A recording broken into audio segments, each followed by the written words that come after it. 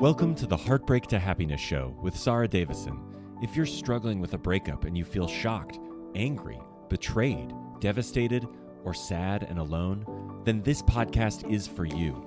Best-selling author and award-winning host Sara Davison shares how you too can get on with your life to heal, grow, and move from heartbreak to happiness. Here's your host, Sara Davison. Welcome back to the show. And today, my guest is Dr. Maryyum Mehmood. Maryyum is a pracademic, a practical academic. She's an expert on women in leadership and spiritual abuse in faith-based spaces. Following her own experience of surviving and striving through spiritual abuse, in 2019, Maryyum made it her life's mission to support the empowerment of victims, especially women and marginalized people. So I am super excited to welcome Maryyum Mehmood to the show. Welcome, Maryyum. Thank you so much, Sara. It's so wonderful to be here. I'm really delighted that you agreed to join me. This is a topic that I have never covered specifically on Heartbreak to Happiness. So thank you so much for joining us. First of all, maybe put us in the picture a little bit about your own story. Great. Thank you so much for spotlighting the issue of spiritual abuse, which we'll come to talk about. I myself, I wear several different hats. I am primarily a pracademic, so a practitioner academic. I work within communities, and essentially my mission is to enhance public literacy around issues that affect gender, religion, and race simultaneously. And my background or my story and what's the link with spiritual abuse, I myself am a survivor of spiritual abuse. I come from a Muslim background. I'm a practicing Muslim woman of South Asian heritage, and I am also Irish, but British as well. So, you know, I'm a complete, I guess, cosmopolitan individual. I come from, you know, as I've said, I have a doctorate in war studies. So again, I come from a certain level of educational privilege as well, which I am very open about. And as a result, what I, you know, what's really important to mention is if somebody, a woman like myself, who is as privileged, as educated, as outspoken and fierce as myself, can be a victim, can be a survivor, then I have an obligation to help other women, especially those women of faith, to overcome the challenges posed to them in the guise of religious abuse. Tell us a little bit, what is religious or spiritual abuse? Tell us what that means. Sure. So in a nutshell, spiritual abuse is the weaponization of religion or religious practices, precepts, or edicts by those in positions of relative authority or power in order to coerce, control, or manipulate vulnerable people, usually women and children, into behaving or acting in ways that are harmful to them.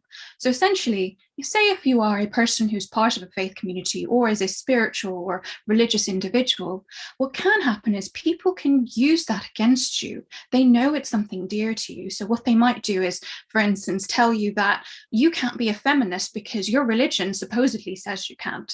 That's not true, but they can manipulate you to believe that it is. So these are the sort of things that happen, and many, the overwhelming majority of cases that I, in my capacity as the founding director of an organization that helps survivors, my organization is called The Shift, in that capacity, the cases that I have come across over the last 3 years have been mainly from women who have been in so it's gendered spiritual abuse. It's targeting women, and especially those in the context of their homes. So much like any other form of abuse, those who are closest to you are more likely to abuse or abet the abuser. So with that in mind, the context is similar in cases of spiritual abuse. Wow, so this is really interesting. I think it's something that's not really spoken about, is it? I mean, we talk a lot about emotional abuse, physical abuse, financial abuse, sexual abuse. I guess this comes under the emotional abuse category in a way, does it? Well, that's a really interesting point. So I myself, as a researcher as well, so I said pracademic because I help people, but at the same time, I write articles or, you know, research this. And to be honest, spiritual abuse can actually be an amalgamation of different forms of, primarily, yes, it is an emotional abuse, but those who are spiritually abusive, for instance, in the context of a marriage, in patriarchal or traditional Orthodox communities, what tends to happen is they have a male figurehead, and he kind of, wields control. And as such, he'll most likely be in charge of the finances. So he might, in the context of a relationship, the woman in question might be suppressed or subjugated, and she might be threatened in certain ways, finances cut off, her children might be removed from her, or things like that. So in a sense, spiritual abuse kind of sits on a tier that is distinct, at the same time can incorporate different forms of abuse. And I think we see that across the board anyway, to be honest. There's physical abuse doesn't exist without emotional abuse, because it is emotional abuse too, right? So there's a lot of overlap, a lot of crossover there. So I guess what the most important thing is for people listening is, how do we spot the signs of this? And if you're thinking, gosh, is this what I'm going through? What are some of the signs that people can look out for? Well, specifically in the case of relationships, if you are in or potentially in a spiritually abusive relationship with a significant other, the signs aren't easy to spot. You're absolutely correct. With any form of abuse, it's very difficult to ascertain sometimes that you are a target. But some signs might be, for instance, as a woman, you might be quite independent, or you might want to go out, or you might want to see friends, and your significant other might not want you to do that. They might control the way you dress, the way you present yourself, when you leave the house, what you choose to do, whether you're working or not. A lot of women who I have helped through these challenges, they've been told that, well, I've been barred from seeing friends. I'm not allowed to have male friends or female friends. And I am told that the reason, so it's not like other forms of abuse, there might be different reasoning that your abuser gives, equally bad. But in this case, they're so tactful and manipulative, the abusers, that what they do is they tell the survivor, the victim, that, well, you can't do this because religion says so. And that is deeply problematic, because obviously oftentimes the victim is a practicing person, a person who follows a particular faith. And for them to suddenly be told, well, if you don't do this, the repercussions and ramifications could be, in some faiths, hellfire, or when you die, your soul will not be forgiven, or it will be tainted, or something of that nature. So of course it poses this existential crisis within the individual, and as such, these signs might be very difficult, or very deeply veiled in many ways. And then the abuser might even say, well, I'm doing this for your own good. I'm doing this to protect you and our family. And then what also happens is, in such as the nature of patriarchal societies, or what happens is extended family are often involved in heightening the abuse, in empowering the abuser, and standing with them, abetting the abuse.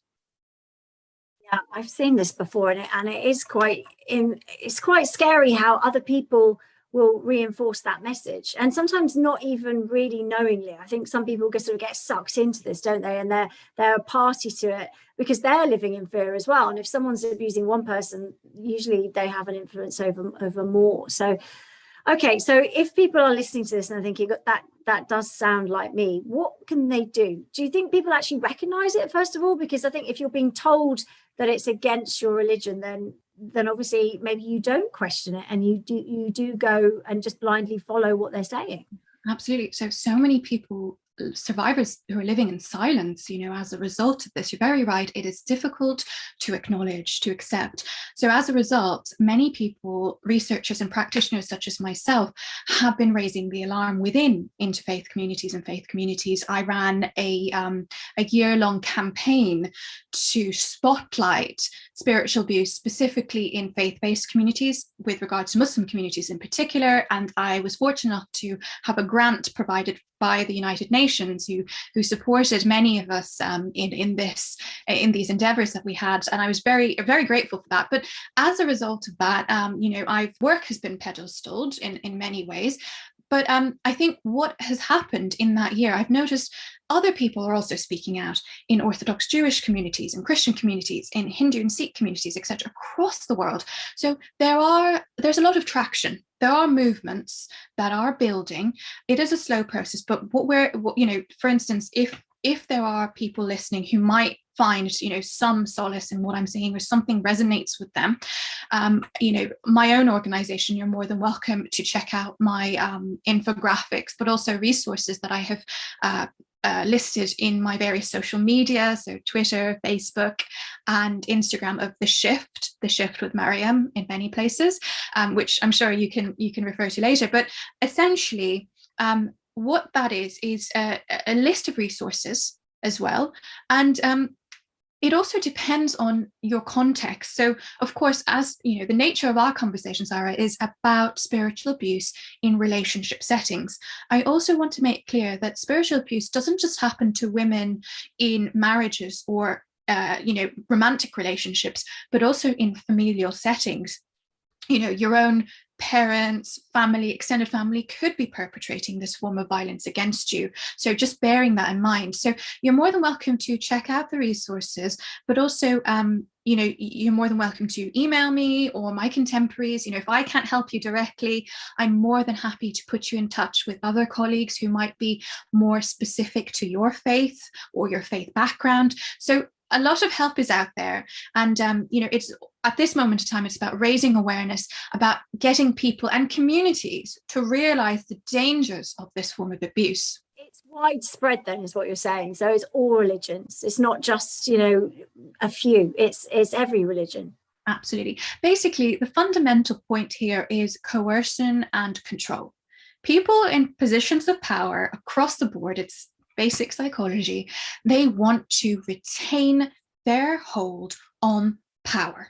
They want to control people. And of course, any ideology will suffice, right? But religion, especially more so, because people believe it. It is at the core of their being. I myself, as I mentioned earlier, I may not look like a stereotypical Muslim woman, but I am spiritual. I do believe in God, and I'm not afraid of saying that. But I believe in justness, and I believe that my understanding of what God is beauty. God is all around us, right? And for those people who are abusing, it's not, and they want to completely obliterate any beauty because it gets in the way of them taking control. I find this fascinating because, with all abuse, quite often victims don't know that it's happening to them because they're minimalizing it, or they're normalizing it, or they just trust in this person because, if they're in a family setting with them or married to them, maybe that's just how they see this is how it's always been. So if people are starting to think, what, this isn't quite right, obviously they can go and check out your resources, and I'll definitely mention those at the end, but where the people can specifically find them. But how are they to manage these emotions that are going to come up, and is it safe to say and confront this with the abuser? What's your recommendation around that? This is a really, really important question, Sara. So as you rightly said, it's difficult, it is challenging, and oftentimes there is more at stake than just your own being. Children might be involved, your livelihood might be at stake, and as such, it is difficult to reach out for help and to speak with the abuser regarding this, because obviously it's kind of like a catch-22. You're being told that you can't do this and you'll be stifled, and then if you react by saying, actually, this isn't okay, you'll be told, well, why are you speaking back at me? That's not allowed too. So it's you find yourself caught in a rut as a survivor. However, there are various different organizations within local communities, local councils, as well as Women's Aid and other, Muslim Women's Aid, Christian, there's Jewish Women's Aid, and there's lots of organizations of this kind that you can reach out to, and what they will do is give you proper guidance in accordance with your context. I will also add that alongside maybe speaking out and reaching out for help, please also try and seek some form of potential mental and well-being health services as well. So the NHS has those available in local contexts. So, it's important to safeguard yourself as an individual as best you can. This might be a slow process, but ensuring your mental well-being is safeguarded, as well as, your physical well-being. But then after that, if you find yourself, being physically assaulted, or, things are just moving, they're escalating, reach out to the authorities in your local area, as well as potentially seeking legal counsel.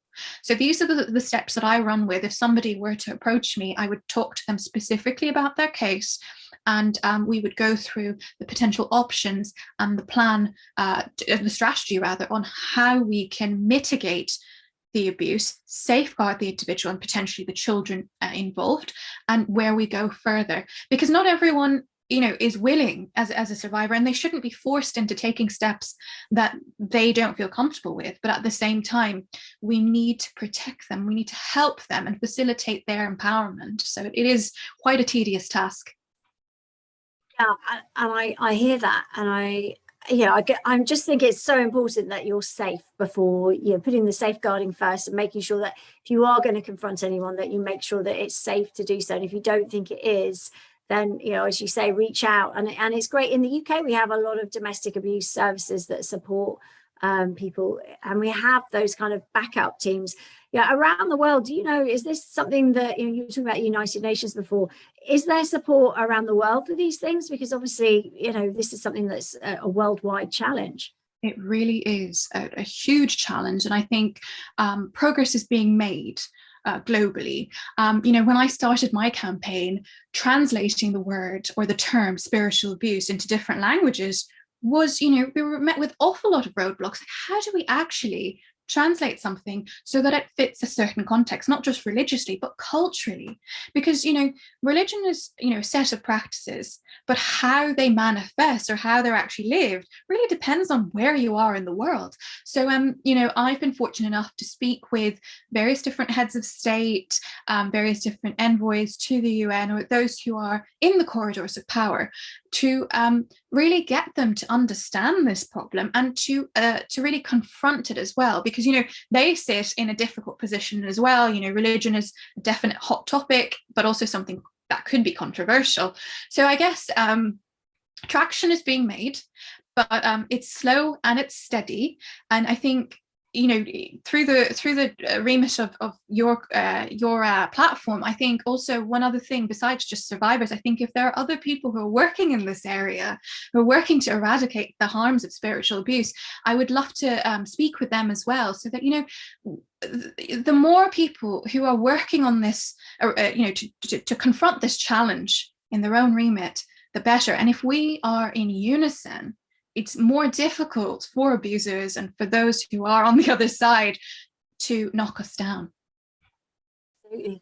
And I guess this isn't just a women-based abuse, because it must affect children as well, right? Because if they're living in the household with somebody that's saying things are a certain way, and that if they do that or they don't do that, there's going to be serious punishment or repercussions. How does this impact children within those family environments?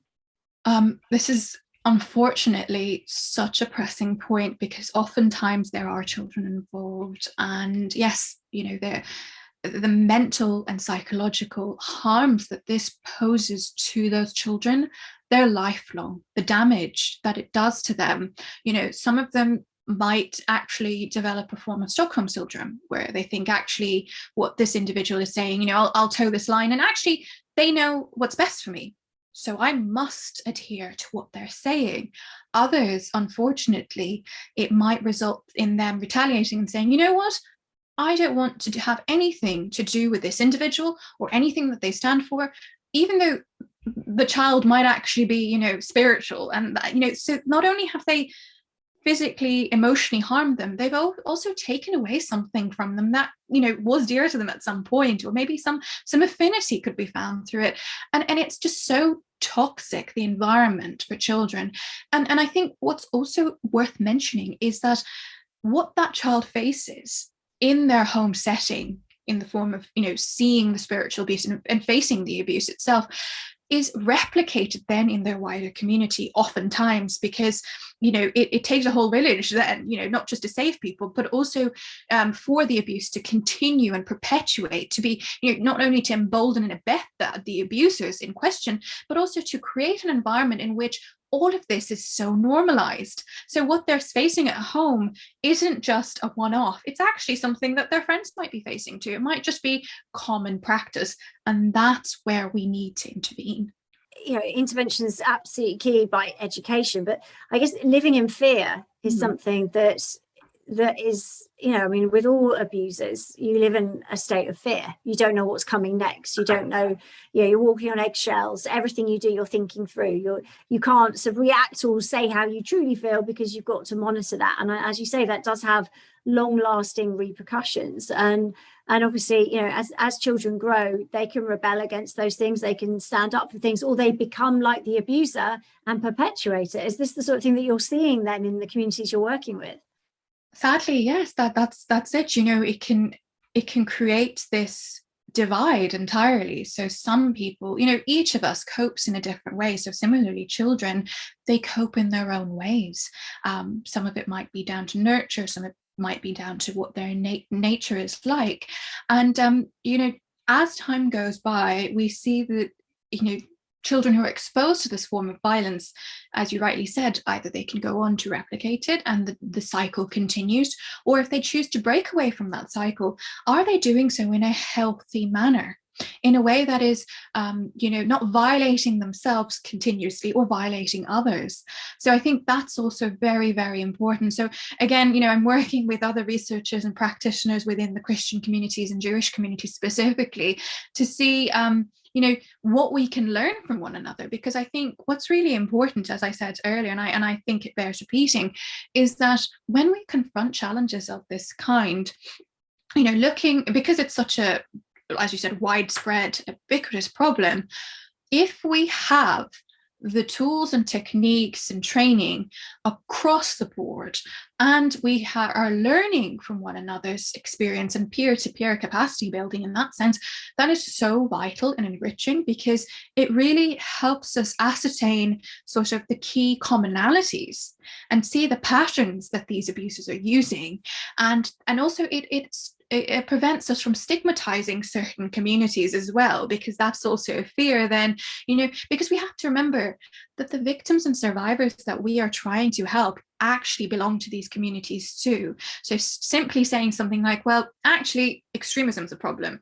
Religion and extremists in religious communities are the problem, so we need to make sure that people are, we suppress their level of practicing, whatever. And I kind of think, well, actually, as somebody who's worked within this wider remit, and has understood and studied counter-extremism, I don't think this is the appropriate way to go, because it sidelines and it suppresses those victims even further, because, so basically we're echoing what the abuser is saying. We're really feeding into their hands by saying, actually, yeah, religion is the problem. So, these people are the representatives of that religion, the abusers are, and these victims need to do something about it. What they need to do is get rid of their religion and become secular. And that's really, it's not worked. That has not been a positive course of action.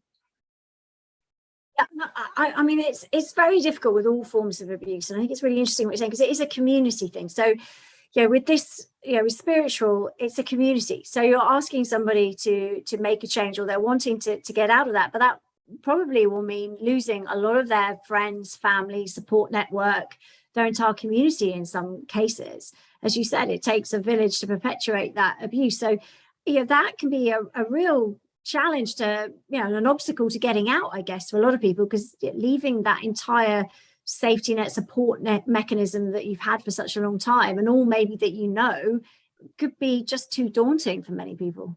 Absolutely. The risks are manifold. You are not only risking, as you said, the relations, the networks of support that you've received in other capacities, but also this fear of ostracization, of the stigma that you will face for being a potential whistleblower, or a somebody who is, who is leaving behind the abuse. you are putting yourself in the firing range pretty much in many ways. And as such, what's important is, as we said earlier, is to ensure that you are safe in many ways, emotionally and physically, before you raise any alarms or reach out. But also, I think this is where campaigners, it's a duty of campaigners and those who work within domestic abuse prevention settings to really raise awareness within community settings in a way that is accessible to those communities. You know, oftentimes abuse can happen in faith-based communities that might be quite insular. In that regard, it's important for local community authorities, local agencies, and also, you know, in some cases, you know, I've worked with the West Midlands Police regarding FGM. Similarly, I think it's also important for us to work on mitigating the harms and dangers of spiritual abuse with these organizations together, so that we can educate those sources and those associations, but also the community at large, so that if somebody does speak up, those within the community can actually hold space for them, affirm and validate their feelings and their emotions, and also ensure their well-being, you know. And I think that's what we're working towards right now. I think that's so vital, and yet the incentive to change has to come from the inside out, and quite often there is very little incentive for a perpetrator to want to change, or if they are capable of it, that is, anyway, to start with. So I guess it's, you know, it is about, as you say, building up those support systems around. But, you know, we see this all over with, you know, a lack of education, a lack of understanding, whether it's domestic abuse that's being handled in the family courts, the lack of, you know, the fact there's no domestic abuse training that's compulsory for any legal professional is utterly shocking and disgusting, in my opinion. So, you know, the very fact that you've got to, you know, if the people on the inside were asking for the change, and that would be great. But quite often, if you're coming from the outside saying, this isn't really working for a lot of us, you know, how do you get that change? And what are the sort of things that you're hoping to see coming up over the next, you know, months and years ahead? These are such important questions, and you're very right. Often it can feel so laborious, and it feels like, you know, we're not reaching our goals. But I think, you know, you make such valid points about tangible changes and how do we see them, and it requires willingness. Absolutely, it requires willingness, and we're not going to see that from perpetrators. But what we can do is change the mindset of those individuals in the peripheries around the abusers. So, like with any social community or social group, oftentimes power is vested in the center, right? And as further or what we understand is the power is at the center. But what we need to do when we are working within communities, whether we're from the outside or inside, we need to understand and recognize, actually, power is everywhere. People can assert themselves as long as we are there to support one another, right? And that's, you know, and I'm paraphrasing the great bell hooks who spoke about this in her feminist theory, you know, from margin to center. It's about transforming our understandings of what power means and where it is, because those who are practicing or facilitating the abuse do not want us to understand that the power lies within us to stand up, to form and build communities. And as such, you know, moving forward, I'm really happy to spotlight the Faith and Violence Against Women Coalition, which is a group of organizations, including my own, who are working together to eradicate spiritual abuse in community settings, to work towards policy changes, to work towards legal changes, you know, to criminalize these sort of things. You know, for the first time in 2021, the domestic abuse bill, coercive control in the case of marriages was actually accepted in religious marriages. You know, that, you know, it is not just a civil issue, it is a criminal act if you withhold a Jewish or a Jewish divorce from a woman. So that is a tangible change that has been made because of wonderful women within the Orthodox Jewish community who have campaigned endlessly. Many of them I call friends and dear ones. And, you know, seeing that happen in other communities as well, I think until abusers realize that actually what they're doing is not okay, but also the ramifications mean criminal retribution, criminal justice and retribution in the criminal courts, that's the day when they will wake up and realize, actually, this is too far and maybe I need to check myself. I mean, these changes are so important. And yeah, I mean, a big shout out to all those women and men, I guess, who are campaigning for these changes to happen, because it takes guts. Because if you put your head above the parapet, people are going to take a pop. And especially with such, unfortunately, such contentious issues where there are very extreme views that will, if you're saying something they don't want to hear, they're going to want to shut you down. So, I think it takes a lot of courage. I think the work you do is incredible. And I think that shining a light on these areas is so, so important. So cheering you on all the way with your work, Maryyum. Please tell us your website, your social media handles. Let's get those out there for everyone so they can find you and tap into those resources. Sarah, thank you so much for spotlighting this. I think it's just so fundamental and crucial that others who have a platform like you, who facilitate the empowerment of women and men and those in relationship settings especially. So with regards to my social media handles, I'm almost everywhere. So on Instagram, it's at Shift with Maryyum. I hope we can link to that. And then on Facebook, it's The Shift with Maryyum. It's also a page there. And I have a specific resource on my website, which is www.theshiftwithmaryyum.com//save, SAVE. So that's where all the resources are contained. I also have a YouTube channel with the same name, and you're more than welcome to follow me as an individual on my Twitter account. So amazing. Well, thank you so much. I've got one last question for you that I ask all my guests that come on. Now, as you know, my podcast is called Heartbreak to Happiness, and I think it's really important to know what happiness is for you so that you can spot it along the way, even if you are struggling with any form of abuse. So, Maryyum, what is happiness for you? That's such a beautiful question, Sara. And reflecting on happiness for me, I guess, especially when I'm at my lowest, happiness is when I collect myself and reinvigorate my sense of purpose. And for me, that is social justice. At the cornerstone of everything that I believe in is to ensure that my sort of legacy or my footprint on this world, every intention that I've made, is with a sense of goodness.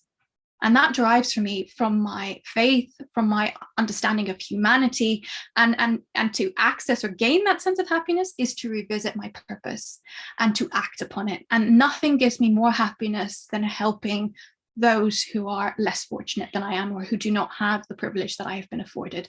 So basically what I do what I love, and I love what I do. And for those of you watching on YouTube, you'll be able to see, your goodness shines through. Your intention and your purpose is very, very strong. And I know that you're helping so many people. You certainly will have shed some wonderful, much needed light today on this topic. So thank you for being a fabulous guest. Thank you so much for the opportunity, Sara. That's it for today's episode. Do head on over to The Shift with Maryyum, that's MAYYUM.com, to find out more about Maryyum's work and all the good things she's doing, and to tap into some of those really useful resources. That's it for today, and I look forward to seeing you on my next episode. That's it for today's episode of Heartbreak to Happiness. Don't forget to subscribe and leave a review to win a free ticket to one of Sara's virtual retreats. The retreats are a transformative combination of live webinars with Sara herself, coupled with empowering online video programs designed to help you cope better with your breakup and start feeling happy again. For more details, head on over to heartbreaktohappinesspodcast.com, where you can also get a copy of Sara's free gift. Thank you, and join us again on the next episode for another dose of Heartbreak to Happiness.